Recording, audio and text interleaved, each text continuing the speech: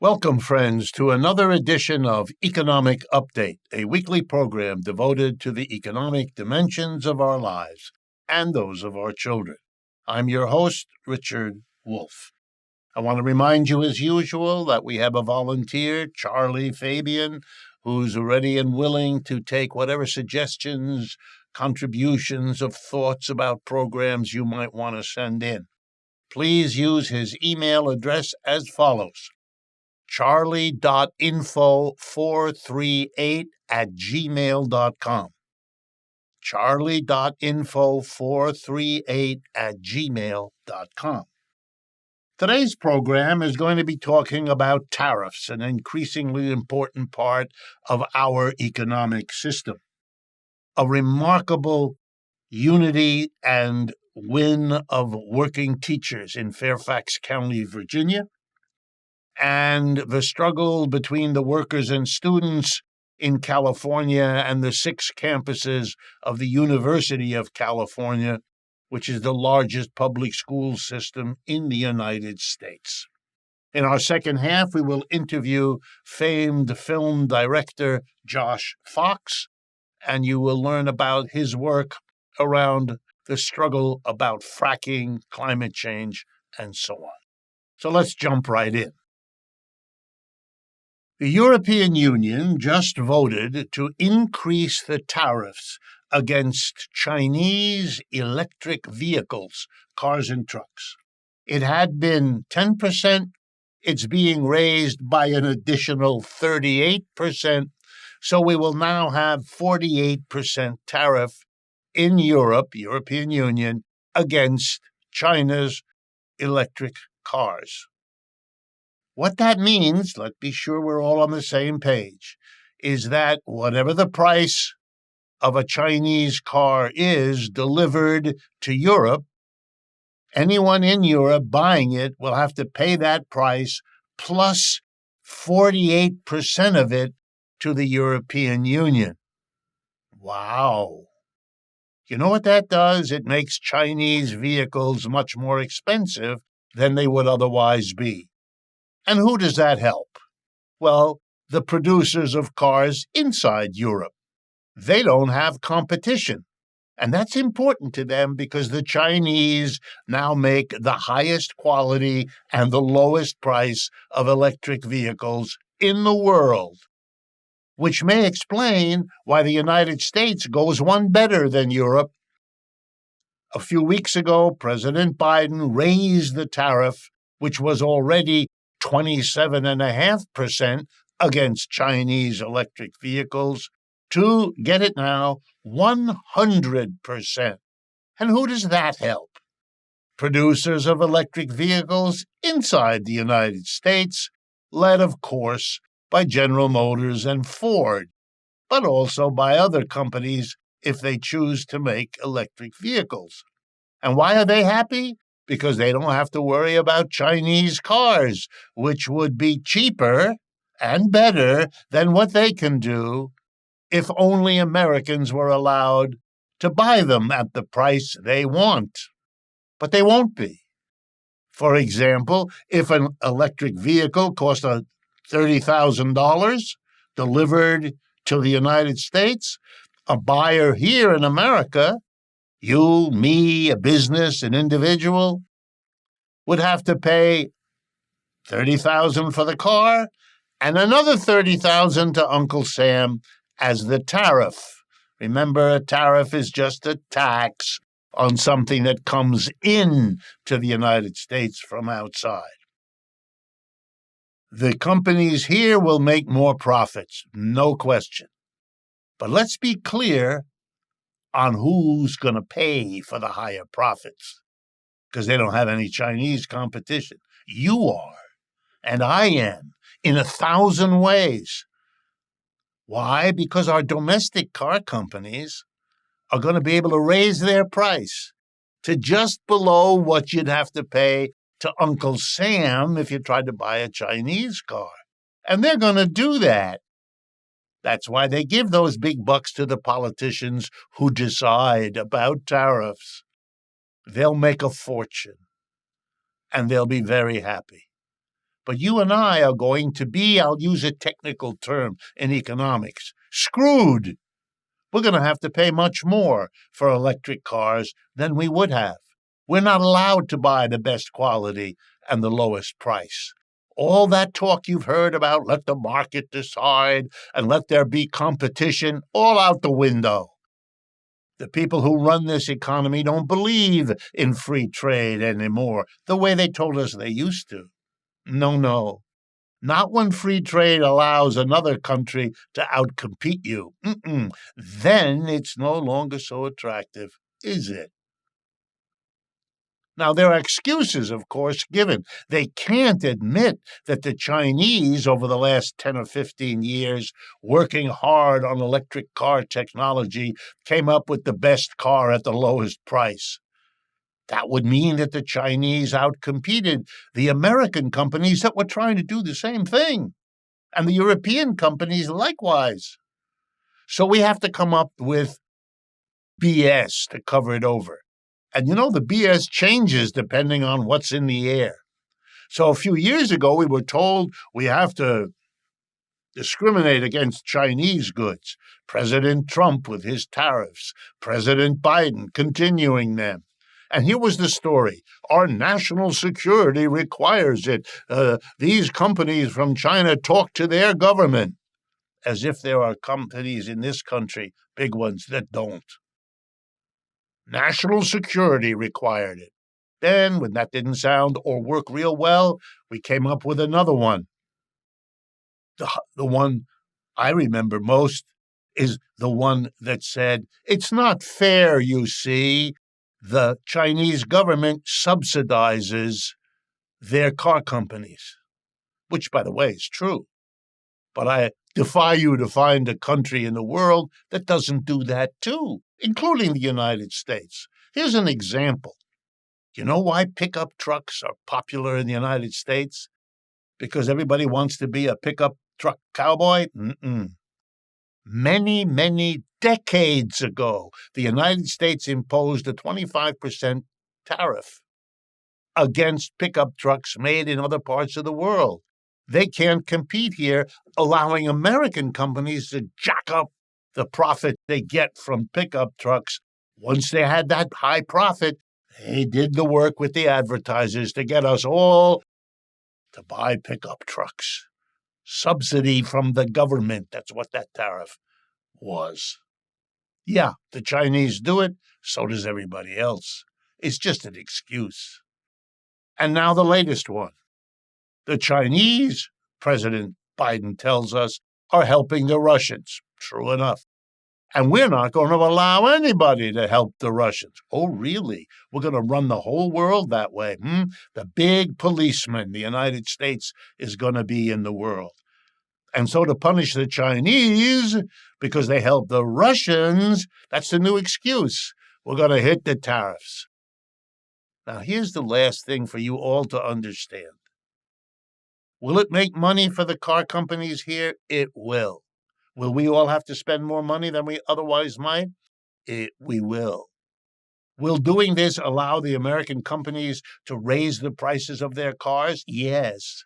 Will that contribute to inflation? Yes. Will that make it hard for Americans to export if their prices are higher? Yes. Will it make it hard for the Europeans? Yes. But it'll be most terrible for the Europeans and above all for Germany because they depend on Chinese sales of German goods. And the Chinese are retaliating against the United States for hitting them with tariffs. So the Chinese are going to put tariffs on their goods. And they're going to put them on Germany because that's the way to cause the most pain. And still, American economists are going to say, look how nicely we're doing compared to the Europeans. Yeah, that's because what the United States is doing to China is what China then passes on the pain to Europe. We're congratulating ourselves for screwing our European allies. And if you think they don't understand that, you're not paying attention. My next update is about the 27,000 teachers in Fairfax County, Virginia. For decades, two unions have been trying to win them. the affiliate of the National Education Association and the affiliate of the American Federation of Teachers. Those two are combating and competing in many parts of the United States. But they came together very recently in Fairfax. They unified, and together they won the union election so that 27,000 teachers in Fairfax County, teachers and school staff in the public schools, now have a union. You know what the motto there is? If you unify people who used to be separate, you have a lot more power and you win a lot more times. Here's the last example of that. On June 7th, a state judge in California imposed a temporary stop to a strike of students and workers. And I say students and workers because they are, in many cases, the same people. Ever since a union, the United Auto Workers, won an election to represent student workers at the University of California system, largest public school system in America. All 6 of the UC campuses eventually joined in protesting, a strike they could call, because it's an unfair labor practice not to protect workers. And who were the workers? Students. And what were they demanding protection for? They had organized demonstrations on all the campuses, peaceful demonstrations in every case. What were their goals? Peace and a ceasefire in Gaza. A peaceful march in favor of peace was attacked first by pro-Israeli citizens who should have been prevented from hurting the students that were marching in peace. That would have been what the police were supposed to do. But they came very late, and they didn't do their job. And so the students then said, we're going on strike because the university called the police in and is therefore responsible. Your job in the university, after all, is to educate students, not arrange for the police to beat them over the head. And certainly not when they're marching peacefully in favor of peace somewhere, against the violence that peace is the alternative to. Remarkable. But the most important thing isn't the issue of Israel and Palestine, whatever your position on that might be. The important thing here is to understand that students and workers like the NEA and the AFT in Virginia are overcoming decades, maybe even centuries, of difference, suspicion, opposition. And they're coming together. Literally, the union makes the student a worker as well as a student.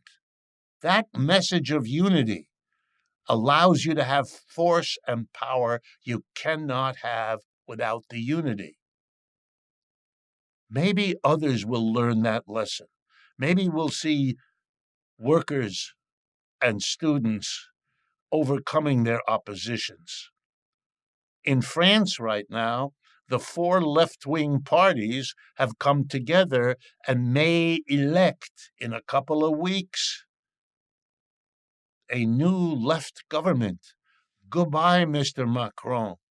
Your danger is not just from the fascist right, Le Pen, but from the unity that left-wingers are beginning to recognize makes them the power they always could have been, but with unity can be now.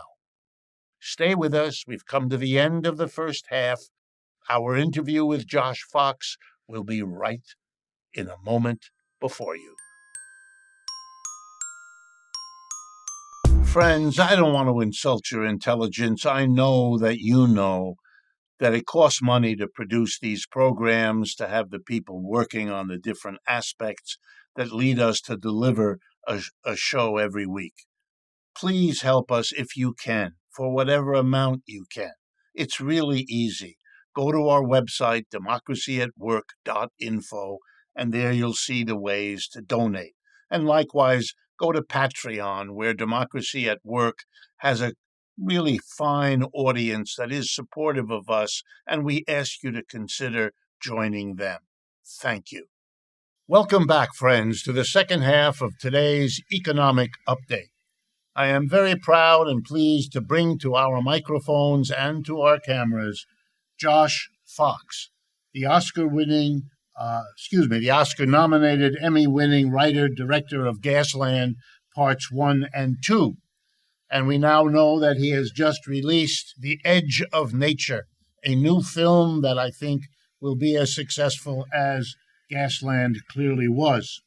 He's a leader around the issue of fracking and climate change. He has also premiered 3 films on HBO, 2 on Netflix, and his work has been broadcast worldwide, literally to hundreds of millions of people. He's been awarded by the Sundance Special Jury Prize, the Yoko Ono John Lennon Grant for Peace, among others, and as a presenter and interviewee on television shows, he's appeared MSNBC, Fox, CNN, The Daily Show, and others. So first of all, Josh Fox, thank you very much for joining us today. Thank you so much. I'm really a big fan of your work and of your message. Thank you. Okay. Here's a tough question to start you off. Uh-oh. Artists who are admired, who are known, who have been speaking out about ecological issues like fracking and so on, are having an enormous influence. We can see that. And yet, at the same time, the fossil fuel industry proceeds with its fracking and proceeds with its activities. How do you account for those two things being true at the same time? It obviously has to do with the money that the fracking industry can pour into it. But I wondered how you feel and see that, since you are an active struggler against all of that. Well, I take this as my touchstone on this, the fact that we actually banned fracking in the state of New York, something that people said would never, ever happen. But the effort that took was absolutely unprecedented. Celebrities, captains of industry, hundreds of thousands, if not millions of people organizing throughout every little tiny town in New York State, an effort with celebrities and activists and musicians, with Yoko Ono and Sean Lennon and Artists Against Fracking, my film, Gasland, New Yorkers Against Fracking, every single major NGO and grassroots organization, including Sierra Club and NRDC, and literally 1,000 tiny grassroots groups all across New York State. So, and we had a Democratic governor, Governor Cuomo, who had a very progressive Department of Environmental Protection. This should not have taken 6 years, but it took 6 years to get that fracking ban, which was it made so much sense. It protected people's children. It stopped climate change. It didn't industrialize huge areas of New York State, which are beautiful, and despoil them and and yet it took all of that effort to make that happen. And if any one of those things didn't happen, it wouldn't have occurred. And we also connected upstate New York City the watershed, in upstate New York to New York City, or arousing New York City's politicians and attention. It was an unbelievably comprehensive effort. And all of this was because of the entrenched power of the fossil fuel industry within our government. The entrenched power of the fossil fuel industry influences Democrats and Republicans. It influences every single interaction that happens in Washington, D.C. or in our state governments. And it is simply one of those things that politicians think of as a deadly foe. Even we had HBO on our side. They were terrified of the fossil fuel industry when it came to putting out Gasland Part 2. They were very, very heavily influential, or tried to influence me in terms of the messaging of that film, because they were scared that they were going to get sued. The fossil fuel industry has more power than any industry on the planet, and they are willing to use it, and they do it to try to crush people. I was the subject of their smear campaigns for 7 or 8 years. I've seen what they've tried to do to politicians and leaders and spokespeople, and it is an incredible effort. However, I do believe we can win, and right now the tide has to turn. We give the fossil fuel industry $8 million, I think it is a minute, in subsidies. That's outrageous and insane. These are not foundling industries that need our taxpayer money. These are industries that are more profitable than any on the planet. But you see right now in New York State, Governor Kathy Hochul, who assumed the governorship when Governor Cuomo was deposed and resigned, who was always a pro-fracking person, is now completely dismantling the agenda of the state of New York as far as the environment and the climate. She canceled congestion pricing. She refuses to pass our major climate law, New York heat, and she's also starting to dismantle that New York State fracking ban, which is extremely dangerous and extremely bad. And we absolutely have to bring that coalition back to oppose her. And she's a Democrat. If we had a Republican in office, we would have absolutely no chance. We would be playing defense. We are now playing defense with a moderate like Kathy Hochul. And by the way, Obama and Biden and Hillary Clinton, these were very strong pro-fracking people who lost that anti-fracking vote by and large in 2016. And it imperils Joe Biden in 2024. And I implore Democrats to understand that this is a rural voter issue, that these are votes that they would not necessarily get, and that fracking is an incredibly important topic that they should be on the right side of. Currently, they're not. You know, as an economist, there's a part of this that is so absurd that I have to say it. You know, every now and then I just have to say it so it's in people's minds. That industry, wildly profitable by charging a fortune for all of its outputs of gasoline and all the rest of it, then uses those profits to make sure there's no interference in their ability to overcharge everybody. In other words, it's literally a vicious cycle. By not honing them down, by not breaking the power that they have, you guarantee that they will make the profits that you've shown us they can and will use to keep their position going for as long as they can.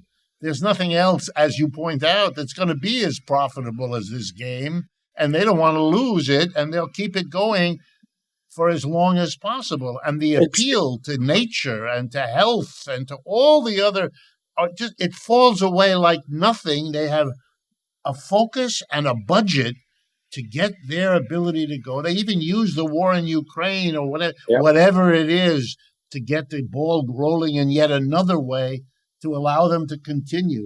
Well, Obama played right into that. You know, we proposed all throughout the world a plan for 100% renewable energy, and this was in 2011. Had Obama and Biden created a Marshall Plan for Europe for renewable energy, similar to what Germany did with their energy venda, we would have had 100% renewable energy in Europe. Putin's power over that continent with his natural gas supply, which, by the way, is a crucial factor in Ukraine as well. Ukraine is the second largest natural gas reserves in all of Europe, and Russia's are depleting right now. Putin and Russia supply Europe with natural gas. What did Obama and Biden and Hillary Clinton decide to do? They decided to push fracking in Europe to compete. This was a Cold War mentality. What we should have done and what we should be doing in the United States is saying we don't need fossil fuels anymore because we simply don't. We have technology that is 20 years old at this point, solar and wind, that will supply all of the energy needs for the entire continent. And this is just a simple technology change. We've been through so many technology changes in our lifetimes, right? We used to have a phone that was connected to a cord that went to the wall. We used to have LPs and cassettes. Now we have all of this in a tiny little box that we keep in our pocket. Technology changes are very easily absorbed by the public. The Green New Deal is a simple technology change. It would save us trillions of dollars in ruined cities, billions of lives displaced and people who are murdered by the fossil fuel industry, all of our ecosystems that are threatening to collapse. And by the way, we saved $35 trillion simply doing that because of all of the disaster that we have. So it makes absolutely no sense to keep the fossil fuel industry in power. And they're getting subsidies from us. Let me just to break this down for you. A subsidy is for a fledgling industry. A subsidy is for what we want to encourage in our society. I should get paid every time I take the subway. I should get paid every time I ride my bike to work instead of taking my car. Every single time I hop on that bike and ride a mile, I should see 50 cents appear on my phone from the government. That's a subsidy. Then we would have bike lanes get built. I should get paid $3 every time I get on the subway instead of the other way around, because that means we would have a future on this planet. And that's a subsidy that I would love to see reversed. Yes, we want congestion pricing. Yes, we want to say if you drive your car into the cities, you should be paying a premium for doing that because you're polluting our people and you're destroying our infrastructure. But let's take that in the reverse and say the things that encourage us. And we can track when people are riding their bicycles on their cell phone. In fact, we're already doing that. So we could very easily implement all of the changes that we want, and people will get paid to do it. So listen, the subsidy issue is absolutely outrageous, and it should be reversed. But that's just one small instance of the power of the fossil fuel industry. Yeah, I used to use as an example, I really like the way you just did that. I used to use an example of the enormous subsidies to the automobile industry, which is a major polluter and a major user of fossil fuels. Building a car is what the private company does. Building the road on which that car goes, the government took over. The government paid for all of that. If the private companies had to build the roads, by the way the railroads had to build the tracks, they would have been in a completely different situation, and we would have been much easier. The irrationality of our system ought to really shake people up when they realize they're paying for it and they needn't do so. Roads are a subsidy. Street lights are a subsidy. Yes. Right? Traffic lights are a subsidy. The fact that we pay for these things so that we don't get hit by their product is absolutely insane. And by the way, I should mention, yes, thank you so much for mentioning The Edge of Nature. We are opening in New York City first as a performance where I do the film live with all of these musicians that are incredible at La Mama Theater. It runs throughout all of June. I don't know when this will air, but please go check on that at my social media, Josh Fox Film, because it's been a great time. And we're organizing nightly at our appearances, as we do on our tours, against what Kathy Hochul is doing. So if you're looking for a place to organize against what Kathy Hochul is doing on congestion pricing and on climate change and on subsidies and on fracking, come down to our theater. It's available to you.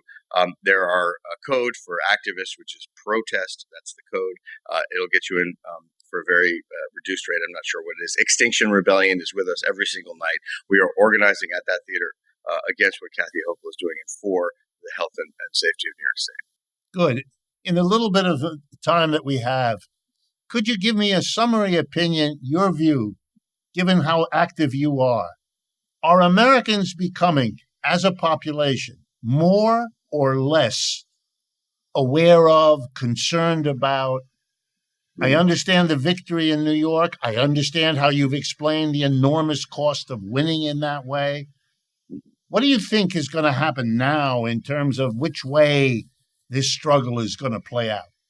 Right. Which side are you on? I think people are incredibly motivated to stop the climate crisis. I think, however, social media and mass corporations are misdirecting that motivation and misdirecting that energy and focus. We cannot fix this problem through consumer actions. We would like to change our light bulbs, our straw, have LEDs, create an electric car. That is a very wonderful thing for yourself personally, but it is not effective politically. My motto on this is spend 5% of your time changing your light bulb and 95% of your time changing your politician. We have to participate in the political process. That's what gets this changed, right? If we organize 200,000 New Yorkers or 500,000 New Yorkers to simply switch their gas stoves for an electric stove, it would have cost everybody, I don't know, $600, $700, $800, $900, but it wouldn't have stopped fracking in New York State. It definitely would. We organized 500,000 people in New York State for that fracking ban. We win. So we have to organize. We have to understand that these things are created by policy and that those policies can change because we are in a democracy. We are not in a position to change those policies if Donald Trump is in office. We are not in a position to change those policies if you have somebody like George Pataki or Rudy Giuliani or Republican mayor, governor, president, because they are just going to stuff cotton in their ears and take the money from the fossil fuel industry. The Democrats, we can at least appeal to their supposed moral values, right? So we have to vote strategically, get people in office that we can badger and bruise and create our moral arguments with. And then we absolutely have to take to the streets, and we have to change those politicians. We have to change those agendas. We have to change those policies. And yes, when we've done that, when we've gotten subsidies to ride the subway, when we've gotten subsidies to ride our bicycles, when we understand that the economy should be flipping towards us, then yes, let's focus on the consumer habits that will improve our lives. But first, we have to take this on as a collective, as a political entity. Josh Fox, thank you very much for your passion as well as all the work that you've done. The Edge of Nature, there's the new film. Go see it. Thank you so much, Professor Wolff. It's great to be on. Thank you. And to all of you, I say, as I always do, that I look forward to speaking with you again next week.